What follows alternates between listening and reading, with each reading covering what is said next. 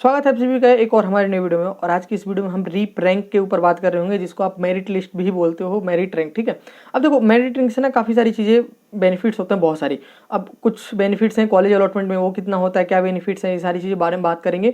और जब भी आपका रीप रैंक आएगा ना, तो उसके बाद एक ऑब्जेक्शन वगैरह आप उठा सकते हो। ऑब्जेक्शन लाइक अगर आपके फॉर्म में कुछ मिस्टेक्स हो गई हैं, कुछ गलत हो गया है, तो वो सारी चीज़ें अपडेट कर सकते हो। कैसे अपडेट करना है आगे वीडियो, पूरी वीडियो। रीप रैंक क्या होता है, देखो जब भी एक आपका जेई का आपने एग्जाम दिया होगा, लाइक जब भी जेई का एग्जाम देते हो तो आपका पेपर होता है, उस पेपर के हिसाब से जितने मार्क्स आते हैं उसके हिसाब से आपका एक परसेंटाइल निकल जाता है, एक रैंक हो जाता है।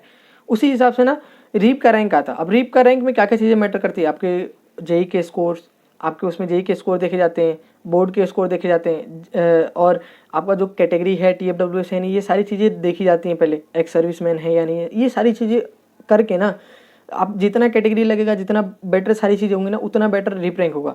अब एक बात समझना, लाइक एक जनरल कैटेगरी का बच्चा है जिसका 90% रैंक है, लाइक मान लो कि उसका 90% आइल है जेई के अंदर, और वही है एक ओबीसी का बच्चा है, ठीक है, उसका 90% एल है। तो आप देखोगे कि जो जनरल वाला है, जनरल वालों को कम वो रिजर्वेशन मिलता है, उसमें लाइक कम बेनिफिट्स मिलता है ड्रीप के अंदर कंपेयर टू ओबीसी। ओबीसी को थोड़ा बहुत बेनिफिट मिलता है। तो आप देखोगे सेम परसेंटाइल पे ना, ये हो सकता है कि जो ओबीसी वाला ये होता है, ओबीसी वाले का जो रीप रैंक है ना, वो बहुत बेटर आता है कंपेयर टू जनरल वाले।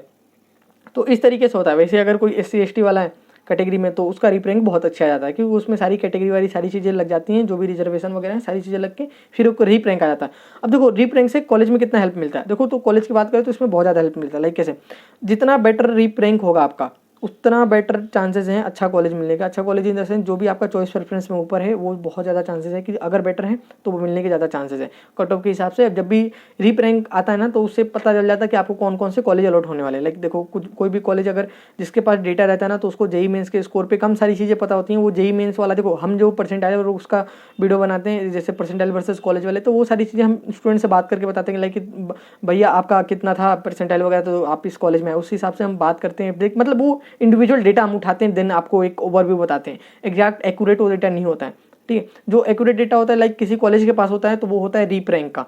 अब उस साल में रीप रैंक कितना, क्या कट ऑफ वेरिएशन, क्या क्या सारी चीज़ें वो मिला के होती हैं, तो वो ज़्यादा वैलिडेट नहीं करती हैं, ठीक है। तो वो मतलब वैलिड नहीं रहती हैं सारी चीज़ें। तो जो अगर मान लो एक अगर आपने बीच स्टार्टिंग में ये सारी चीज़ें उतना खास समझ में नहीं आएंगी, थोड़ी थोड़ी चीज़ें समझ में आएंगी, लेकिन हाँ इतना ही आपके लिए जानने की जरूरत है, जितना समझ में आ रहा है उतना ही। अब देखो एक बात समझो, एक MBM का ना कट ऑफ लिस्ट रिलीज हुआ था, तो उसमें रीप रैंक लिखा होगा, है ना, रीप लास्ट ईयर का, तो उसमें रीप रैंक लिखा रहता है। तो वो भी जो डेटा रहता है कॉलेज वालों के पास, वो रीप रैंक ही होता है। तो वो इसलिए वो पब्लिक नहीं करते क्योंकि समझ भी नहीं आएगा किसी स्टूडेंट के, तो वो होता है। अब जब भी आपका रीप रैंक आ जाएगा ना, तो थोड़ा आइडिया लग जाएगा कि कौन से, वो हम भी देख के बता सकते हैं कि हाँ ये कॉलेज मिल सकता है नहीं मिल सकता। बहुत ईजी हो जाता है रीप रैंक के अंदर। लाइक जितना बेटर आपका वो रीप रैंक है, लाइक मान लो कि आपका 100-150 के अंदर रीप रैंक है, तो मान लो सकते हो कि आपको MBM में तो CSE के चांसेस कम है इसमें, क्योंकि CSE के 60 ही हैं। तो लाइक अगर 60 बच्चों ने ऊपर डाल दिया, तो मोस्ट ऑफली इसमें भी कम चांसेस हैं। तो लाइक अगर बात करें तो IT और AI और अगर ब्रांच वगैरह ऊपर के वो कॉलेज हैं, तो चांसेस है कि इसमें मिल जाए। इस तरीके से रीप रैंक काम करता है। अब आते हैं कि अगर आपके कुछ कॉलेज उसमें फॉर्म वगैरह में दिक्कत हो गई तो क्या कर सकते हैं। देखो जब भी रीप रैंक आता है ना, तो रीप रैंक के बाद एक ऑब्जेक्शन विंडो खुलता है। तो लाइक अगर आपका कुछ फॉर्म में दिक्कत है, लाइक OBC के हो उसमें जनरल हो गया, या तो आपसे मिस्टेक हुई है या फिर वहाँ पे ऑटोमेटिक मिस्टेक होके आ गया है, तो जब भी रीप रैंक आएगी तो उसमें सारी चीज़ें सही से चेक कर लेना कि उसमें सारी चीज़ें सही दे रखी है नहीं दे रखी।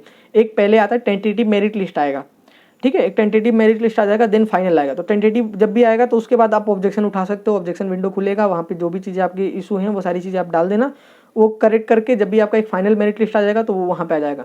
तो ये हर साल होता है। लाइक जब भी आप मेरिट लिस्ट देखोगे, तो आपका जो मेरिट लिस्ट पहले मान लो कि 1000 कुछ समथिंग है, 1000 है, तो जब भी 1000 के अंडर है, अब जब भी आपका हो सकता है कि जो फाइनल आए तो 1100 के समथिंग हो जाए, तो उतना होता है, कोई दिक्कत नहीं है। तो इसमें कुछ मैं पहले ही बता दें, तो इसमें कुछ ज़्यादा तामझाम करने की जरूरत नहीं है, वो फ्रस्ट्रेट मत होना इसमें, बाकी सारी चीज़ें वैसे ही होती हैं जैसे मैंने बता दिया, ठीक है। ये थी अपनी रीप के रैंक के बारे में, जो भी मेरिट लिस्ट वगैरह के बारे में चीज़ें थी मैंने क्लियर कर दी। अब इससे ज़्यादा कुछ है नहीं बताने के लिए इसमें।